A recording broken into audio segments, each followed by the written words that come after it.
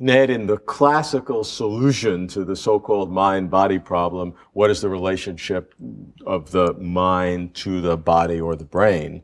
The traditional answer for millennia, the common answer among normal folk today, and the sophisticated answer among many theologians, well, virtually all theologians, and many philosophers, is that there must be some immaterial substance that must in somehow relate to the brain in some way that produces the mind, that you need something immaterial. Call it what you will.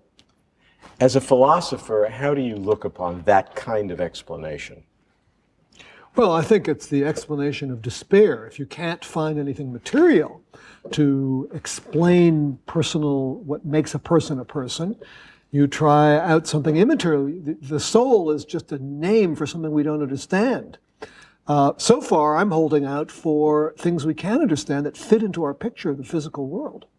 Let me take the opposite view. And the opposite view is that everything you said is true with a minus sign.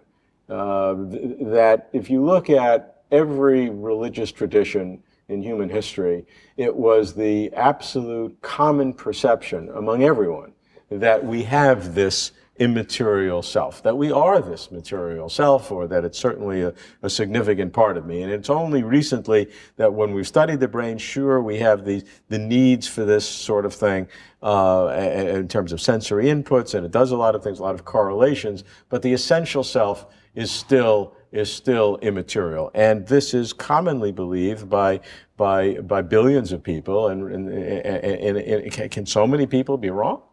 And they don't look upon it as a despair. They look upon it as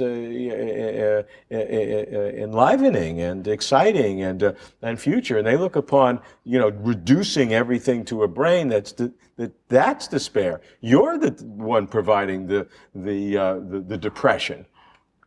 Well, it is true that the world not of consciousness is not solved. We do not understand why the physical basis of an experience is the physical basis of that as opposed to some other experience. And that can give comfort to this dualistic point of view. But we have resolved other cases where it looked like some immaterial substance was responsible. It was thought that mold would spontaneously grow out of nothing. And it was thought that the act of reproduction required a miracle in order to explain how things could be, biological beings could be reproduced so perfectly. But we now understand those phenomena in a physicalistic way. So it's that understanding of one mysterious thing after another in a physicalistic way that I think gives us at least some degree of hope that the one remaining mystery, consciousness, will be solved in that way too. I think it would certainly be a mistake to be confident that it won't be solved in that way. Let me give you a thought experiment, and I'm going to talk to you as a philosopher. And if suddenly it were demonstrated that there really is some immaterial substance that you needed, and it would be impossible to describe consciousness, and you were convinced of that, but just that fact.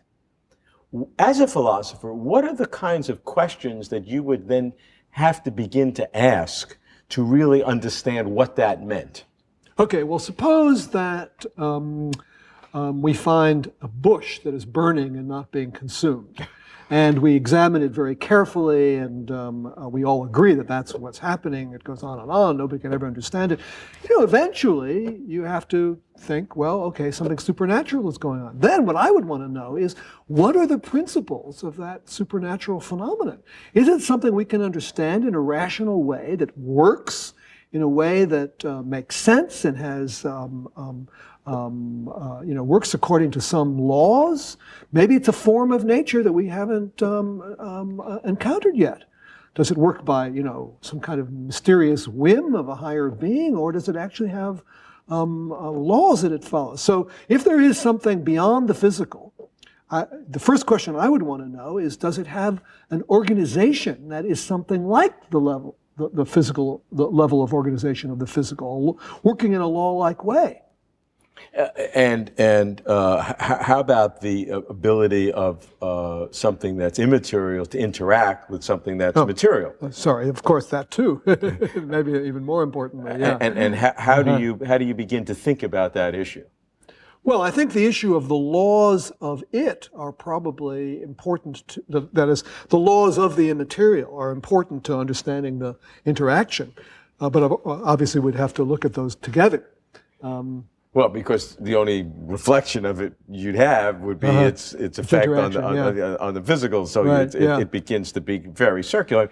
These arguments are important because by making the assumption that the non-physical exists and then asking questions about it, and you find some incoherencies, then maybe the whole argument is very tenuous. Yeah. I mean, so that's a good way to search out some of the solutions. Yeah, I think it's important to emphasize that we have absolutely no reason to believe anything immaterial exists.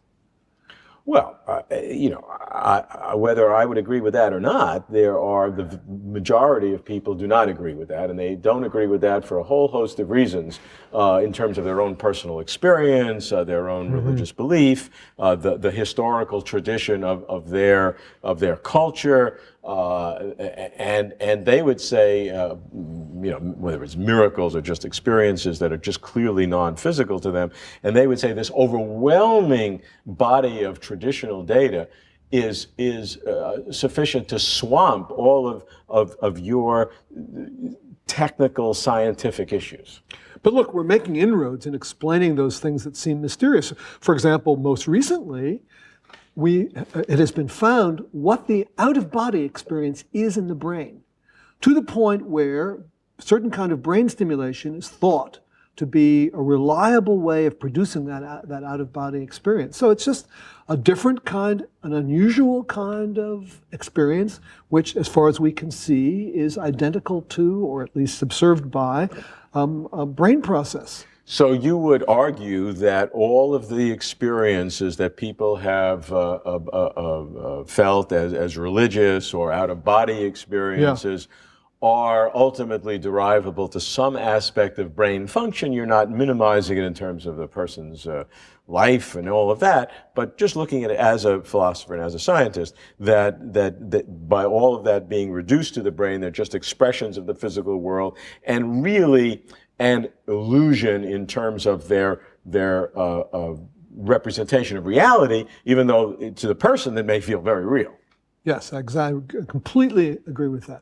I hold open the door. I'm not going to close the door on the need for something supernatural, but I think we have no reason to believe in it now.